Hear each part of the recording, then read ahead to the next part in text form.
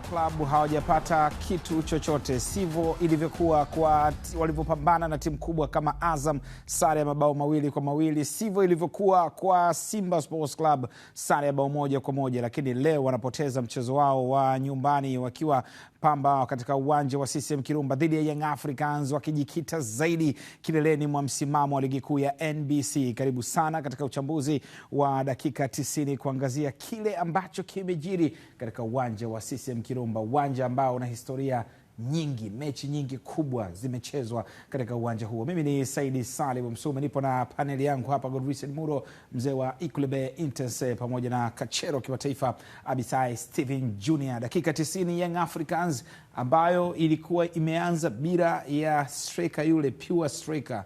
No Dube, no Depu, no Emmanuel Mwenengo, no problem. Yes, na ni kitu ambacho wamekianza kwenye mechi ya Prisons. Nafikiri yale mapumziko mafupi ya kalenda ya FIFA pamoja na FIFA series kidogo imeanza kutoa majibu ya kile ambacho walikuwa wanalia nacho. Sare zao 3 mfululizo, kesi kubwa ilikuwa ni fatigue ya wachezaji, muda wa kupumzika mdogo, game after game. Lakini nafikiri baada ya kurejea kwenye kalenda ya FIFA unaona kundi kubwa sana la wachezaji wako fresh kiwanjani. Pacome Zouzoua, Mudathiri huyo anafunga game in game out. Lakini nafikiri pia unaweza ukaona baadhi ya vitu ambavyo Pedro Gonçalves anavijaribu ndani ya kiwanja ni kama vinamlipa. Ameona kuna wakati huna Dube, huna Depu, lakini kuna wakati Buba Jammeh ndo alikuwa anataka kumtumia kama striker. Bado product haikuwa bora. This time ameamua kuona wale viungo ambao wanafika kwa wakati. Bao la Max Nzengeli hilo, bao la 3 kwa Young Africans. Unaweza kuzungumza makosa yale ambayo Pamba waliyafanya kipindi cha kwanza. Mabao 2 yalitokana na mpira kupigwa nyuma ya ukuta, distance kati ya ukuta na golikipa kubwa. Mchezaji anakuwa na comfortability, utulivu wa kuamua afanye nini. Similarly bao la 3 limekuja kwa staili ile ile. Ukiangalia ile bao Abisai, unasema Max amefunga pagumu zaidi kuliko pasi ya muda. Hapana, Yona Amos amemrahisishia. Nimewaza hapa, Max amewezaje kufunga hapa? Kipa alitakiwa simame on the way, angeweza kubabuliwa au kuicheza, lakini naona ameamua kwenda chini na kuficha mikono. Sijui alikuwa anawaza nini, na alitanguliza kucheza miguu kwanza. Ila kwa eneo la kwanza unamsifu mpigaji. Kwa upande wa Yanga unamsifu Max. Kwanza kulikuwa kuna option, huyu hapa Mudathir aliamua kwenda, akaenda tena Pacome akamuonesha huyu hapa, lakini bado akaamua kupiga na akafanikiwa. Hiyo utamsifu Max. Lakini kwa upande wa Pamba, ukiondoa defense ambayo ishaelemewa hapa, lakini kipa naona hakufanya ziada. Kipa alikuwa anaweza kustop na isingekuwa goli. Haikuwa nafasi ngumu kwake kuchallenge. Makimi binafsi nilikuwa naona kama mpira ulivyoenda kupigwa pale palikuwa ni pagumu kuliko unasifu Max kufunga. Wewe unaangalia huko kwenye TV kwa engo ya huku, unaona ngumu. Ila kama ilikuwa kwa sababu kwenye post Max ameweza kufunga kwa sababu kipa kamrahisishia. Kipa ukikaa chini vile, Max anaona uchochoro wa goli yule pale kutokea usawa kushoto kwa kipa. Umeona hatua alizoziacha hapo. Anaenda sasa. Unaona ile space? Umeona kwa engo hii hapa ambayo inaonyeshwa. Kuna nafasi kubwa ambayo Max haimuoneshi ugumu wote. Ndio maana anafunga na mpira unaingia bila wasiwasi na anakandamiza, anajua anachofanya. Lakini kama hiyo engo asingeiona, angelazimika kufanya option nyingine. Unaweza kuona reaction ya Mudathiri ya Abbas. Ni kama vile anaiona hat-trick. Alikuwa anaiomba hat-trick hapa. Sawa, hiyo ni tukio la bao la 3 kwa upande wa kikosi cha Young Africans, wakiweza kufunga na kuhitimisha alama 3 magoli 3 kibindoni, no shida. Tuangazie approach ya mwalimu Francis Baraza kipindi cha pili, Godwin Muro. Nafikiri kwa kipindi cha pili bado unaweza ukaangalia approach yao, hawajabadilika sana. Hawakutransform kutoka kwenye muundo ule wa mabeki 5, 3 wakati, mawingback 2 wa pembeni. Lakini unaangalia energy ambayo walirudi nao Young Africans ni sawa na ile ya kipindi cha kwanza. Unagundua kipindi cha pili Young Africans walijaribu kucontrol tu kwanza mchezo. Haikuwa ile kasi tena ya kupiga mipira 2-3 kwa haraka, pasi 2 tu tayari wako kwa wapinzani. First half Young Africans amecheza akiwa direct sana. Hakuhitaji kuwa na muda mrefu sana wa kuspendi katikati ya kiwanja. Ilikuwa pasi ya kwanza, imagine bao la kwanza Shabalala ambao ni defender, kagusa mpira mara moja, wa pili uko kwenye box. Pacome ambao ni mtu wa kupenda kudribble 1-2, niwekee Msumi nikutane nao mbele, ana dribble dakika 2 niwekee tena Max mbele. Nafikiri first half unaona pasi moja tu kapewa, mtu aliyekuwa anatoa option ya Okello kawekewa kwenye njia. Lakini second half angalia, at least muda wa Young Africans kuspendi kwenye kipande kimoja cha uwanja kwenda kingine ulikuwa ni mkubwa. Yani sekunde ambazo walikuwa wanatumia kwenye first third, theluthi ya kwanza, theluthi ya pili ya katikati ya kiwanja mpaka juu. Unaona kama unapasia sana kwa kiasi kikubwa, manake hata kama timu imetoka kwenye formation yao wako juu karibia mstari wa katikati, ni rahisi kurejea taratibu kwa sababu haufiki kwa haraka. Lakini walipokuja kuswitch tena wakati wanapata bao la 3, wakarudi kwenye ile formation ambao walianza nayo mwanzo wa kutengeneza bao. Lakini kwa Pamba nafikiri hata mabadiliko pia walioyafanya second half bado hayakuwa na tija kwenye eneo la kushambulia. Kuna moja ya movement walizifanya kina Abdullah Yonta Kamara, lakini bado haikuwa ni movement ambayo unasema inatosha kuwafikirisha Young Africans. Moja wapo ni move hii hapo ambayo tulikuwa tunaizungumza ya Hussein, lakini hii ni ya kipindi cha kwanza. Hii ni ya kipindi cha kwanza. Hii ni ya kipindi cha kwanza ambaye alikwenda kukutana face to face na John Ben na Chibinge. Shot ya Peter Luasa. Yeah. Kuna hili tukio Abisai. Hili ilikuwa ni fouls la Masalanga na Tegis Mumanyi? Hapana. Kwanza mpira ukishakuwa nje ya box hivyo, kipa ana option ya kucheza na viungo vingine. Hapa tukio lake ile hapa la kwanza. Yeah. Na kwa sababu anaruka lazima atafute jumping force. Naona hapo anaruka akiwa clean. Huo mguu? Mguu ni kwa sababu ya kujilinda na eneo. Anajiprotect. Unaona? Asinge kunja vile, Momanya angemsukuma huyo Masalanga. Kwa hiyo ilikuwa 50-50. Kwa kipa kwangu ilikuwa sawa. Hakuna foul yote. Ila kama angeuchukua ule mguu wake na kutoa kwenye eneo na kwenda kumkanyaga Tegis, that's a foul. Lakini kuweka guard hakuna foul yote. Na tena hadi makocha goalkeeper wanafundisha hivyo. Kipa ukienda kuwania mpira na kiungo kingine ambacho sio mikono, lazima uweke guard. Tofautisha guard na kucheza rafu. Umeona Masalanga amekunja mguu kujilinda. Ila ule mguu ungekuwa na movement ya kutoka kwenda kwenye mwili wa Tegis, mimi na wewe tungekuwa tunaongea foul sasa hivi. Tukio lingine la Masalanga ilikuwa ni hili hapa, ni kama kidogo hapa mtoto amenanilia, lakini unaweza kuona jinsi ambavyo alikunjua mbavu na kugusa mpira na kuwa salama zaidi amekuwa katika kiwango bora Masalanga, japo nafasi imekuwa ni finyu ndani ya Young Africans, uwepo wa Djigui Diarra, uwepo wa Abu Twalib Msheri Muro pia. Yes, analazimika kuipigania namba hasa kwenye second choice, ni uhalisia.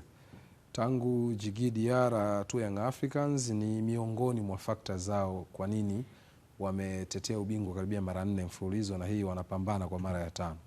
Kwa Abdul Twalib Msheri amepewa mechi ya Prisons, inawezekana mwalimu kaona kwa mechi ya leo dhidi ya Pamba twende na Masalanga kuendelea kutengeneza mechi fitness kwa mchezaji mmoja.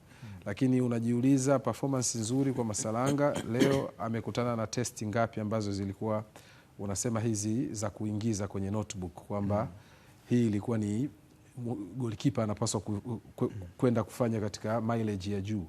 Nafikiri pia hajakutana na testi ngumu first one against one ambazo unaweza kusema hii ilikuwa ni clear 70% mpaka 80% inaweza ikawa goli.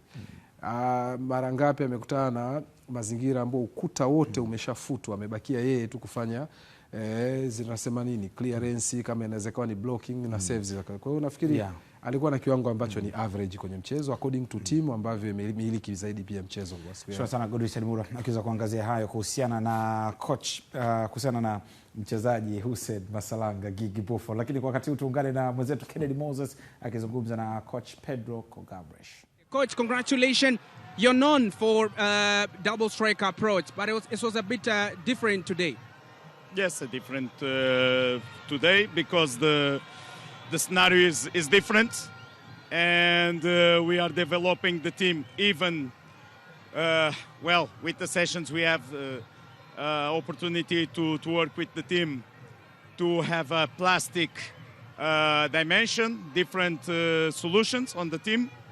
So for today, different scenario, different opponents, different pitch, and we needed to have a different approach in terms of formation. Some dynamics a little bit different, but the main idea is there. As you have said, you decided to pack the midfield and it paid you off. Yes, well, that team is very powerful. That grass don't allow us to play like we enjoy to play. We need to be more physical, more sometimes more vertical. The boys made it very well. Perhaps some moments with a little bit more clarividence, we have better definition, but is that because also the temperature, the grass, the opponents. In the end, I'm very happy with the performance. Congratulations to the boys. Congratulations for all that Wananchi make a wonderful scenario here, wonderful atmosphere. They were always with us in all matches. I don't forget that even in the matches we draw, they always in the hand, clapping us, pushing from us. That's his family, so I'm very happy with them. Congratulations and a big thank you for them to be here to support us. Did you have any doubt before kickoff? Any Did you have any doubt before kickoff? doubt? Yes. Doubt about? About the pitch and everything? Yes. That pitch balanced the match. This is the truth. This is the truth. Perhaps there is a lot of commentators talking about. It's too much talk, but talk the truth. Talk the truth. I don't listen to that talking the truth. So should talking the truth. Thank you so much, coach. All the best. Muda huu nizungumze sasa na mwalimu Francis Baraza kwa upande wa Pamba Jiji. Mwalimu, kwanza pole kwa kuupoteza. Ulikuwa na kiwango bora sana kwenye mechi za nyumbani. Haukuwahi kupoteza mchezo hata mmoja, hata kwenye mechi ngumu dhidi ya Azam FC, dhidi ya Simba. Unadhani mlizidiwa wapi leo? Kwanza pongezi zangu kwa vijana. Alafu tutashukuru Mwenyezi Mungu kwa kutoa vijana salama. Pili naweza sema kuwa ni vitu havikwenda sawa. Mimi mwenyewe sijaamini. Maanake kupeana goli 3 uwanja nyumbani, unbeaten inavunjwa.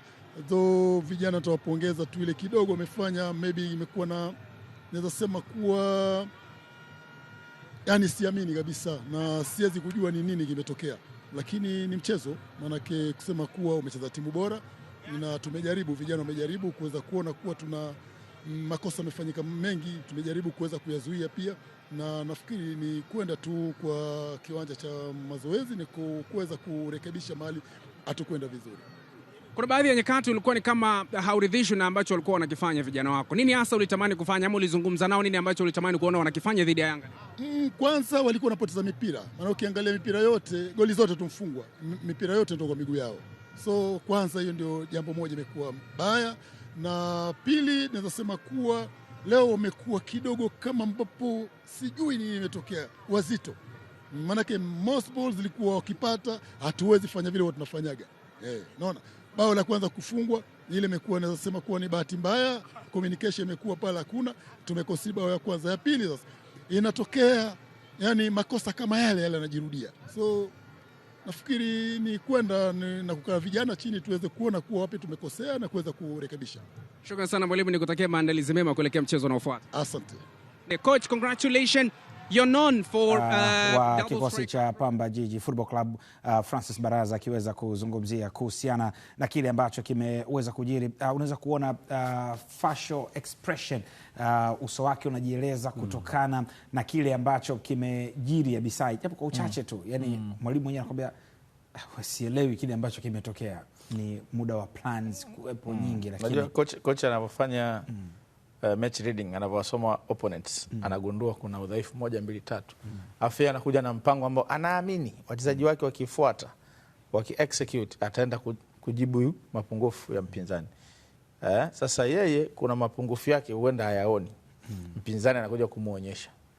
Sasa leo tumezungumza magoli 3 amefungwa kutokana na mapungufu ya mfumo wa uchezaji wa walinzi watatu ambao Yanga wamecapitalize vizuri. Hata goli la 3 wakati Max anakokota kulikuwa kuna beki wakati mmoja tu, Elishanda. Wengine wote wako wapi? Kwa sababu Yanga waliongeza, walikomiti watu mbele, waweka biza wale mabeki na wengine wakawa wanapanda. Unajua Mwashinga ni kiungo kiasili. Kwa hiyo ana majukumu ya kuichezesha timu kutokea mstari wa katikati ya 18 na katikati mwa uwanja. anauvua ule ubeki. Ukichelewa nusu sekunde kulikava nafasi, basi unaacha gap. Yanga wameexecute, wamefunga. Sasa akiwa alivyokuwa anacheza hivi na Simba, ni Mudathir. Alivyokuwa anacheza hivi na Simba, aliingia very aggressive na alikuwa nakaba. Dhidi ya Azam alikuwa aggressive anakaba. Lakini na mid table teams hawana quality ya Yanga kumexpose kwenye ile system. Leo amekutana na watu ambao wana quality ya kuexpose mapungufu ya mfumo wake. Wamemwadhibu. Sasa ndio maana unakuta haelewi, kwa sababu kipindi kile nilisema hapa kipindi cha kwanza kwamba kocha saizi ana wakati mgumu, anawaza nishafungwa goli 2 za aina moja kutokana na upungufu wa mtindo wangu wa kucheza. Je, nirudi kwenye mfumo wa 4 au niendelee na huu wa 3?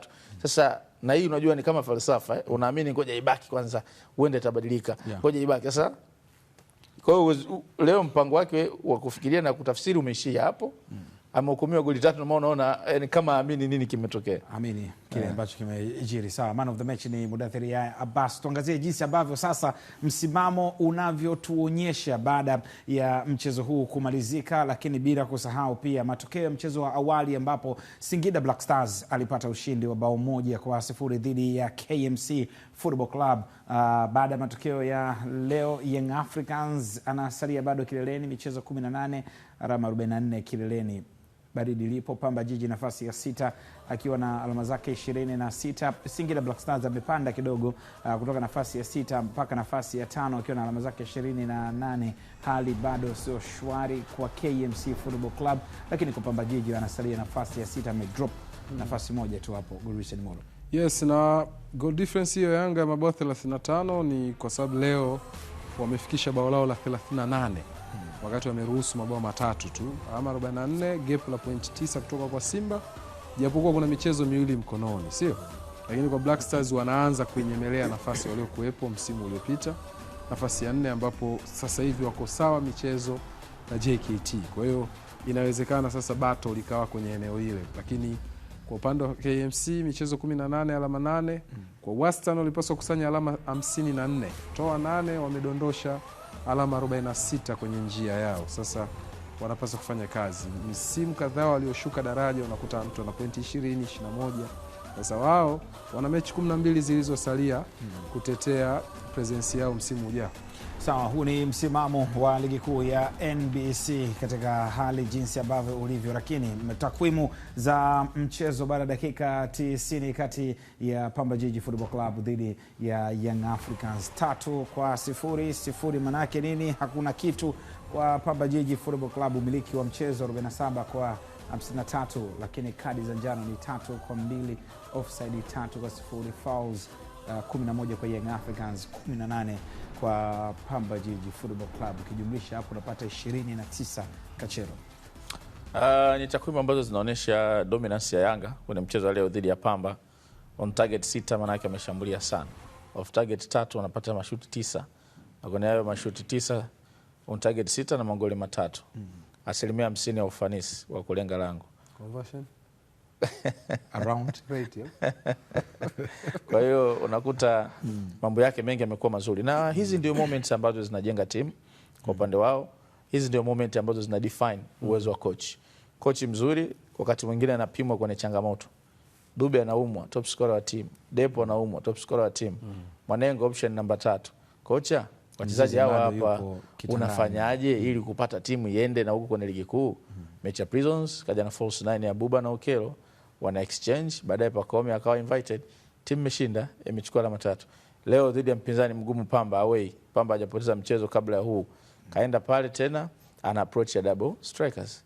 Okelo pamoja na Mudathir, pasi 2 za goli, anafunga magoli 2 kipindi cha kwanza. Kipindi cha pili Max anakuja ku kill the game. Anaondoka na alama 6. Kwa hiyo kocha amelazimika kutumia uwezo wa ziada baada ya kuwa na wakati mgumu kwenye timu.